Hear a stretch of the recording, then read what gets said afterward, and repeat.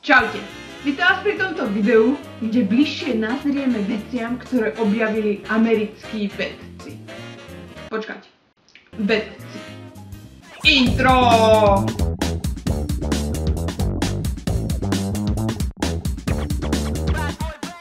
Americkí vedci je podobné slovné spojenie, ako keď poviete JPP, teda jedna pani povedala.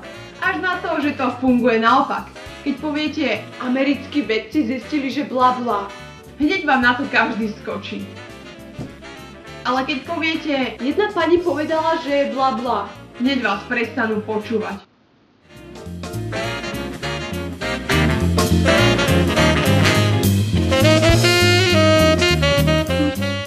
Americkí vedci to je veľmi zvláštna skupina ľudí, ktorá pridáva k vierohodnosti.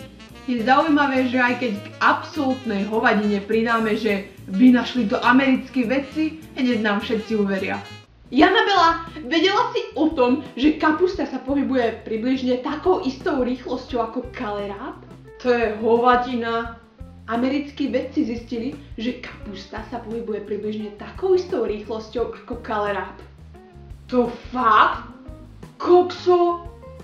Janabela uverí každej hovadine. Každý predsa vie, že kalerát je o 3 bielkoviny na kalóriu rýchlejší. Americkí vedci majú v rukách toľko moci, že by dokázali ovládnuť svet. Počkaj, vy mi asi neveríte, že to treba takto. Americkí vedci zistili, že majú taký vplyv na ľudí, že by dokázali ovládnuť celý svet. Už veríte, čo? Tak sa spolu poďme pozrieť, na čo všetko došla táto prefikaná skupina ľudí. Americkí vedci zistili, že 99% ľudí sa začne usmievať, keď stlačia klávesu F13. Ja patrím medzi tých 99%.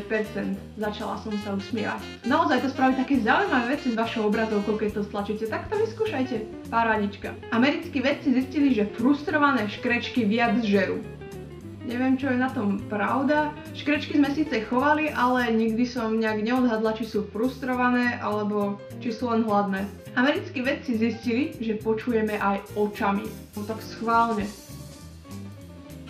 Teraz ešte nejakú dobrú hudbičku pustiť.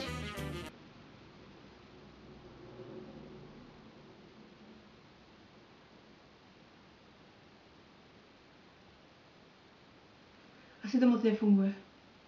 Americkí vedci zistili, že v období hladu sa rodí viac dievčat. Tak toto naozaj nerozumiem, ako na toto mohli prísť. Americkí vedci zistili, že priemerný muž si mení obliečky 4-krát za rok. Ak si teda vôbec mení. Americkí vedci zistili, že polárne medvede majú problémy s prehriatím. To je taký medvedí paradox. Skôr by som povedala, že majú problémy s tým, že im je zima, nie s prehriatím. Toto boli veci, ktoré americkí vedci naozaj dokázali, vynašli, objavili. Ak by náhodou americkí vedci nemali čo robiť, alebo zrovna ty by si sa chcel stať americkým vedcom, tu je pár tipov, ktoré by ešte mohli vynájsť. Koľko dlho trvá v Rusku vyhlásenie počasia? Prečo sa mobil rozbije, aj keď mám na ňom obal? Na čo máme v škole predmet UMK? Prečo sa mestečko číta mäko mestečko a tento sa číta tvrdo tento? Prečo je v slove Y mäkké I? To by aj stačilo. Predsa len je to kariéra amerického vedca, a nie moja. Možno niektoré z vymenovaných vecí už vynašli americkí vedci, ale viete ako. Pokiaľ niekto nevyrobí taký ten obrázoček, že americkí vedci zistili to a nevyskočí mi to pri rýchlom večernom čekovaní Facebooku, tak to ako keby ani nevynašli. Mám trochu sopel.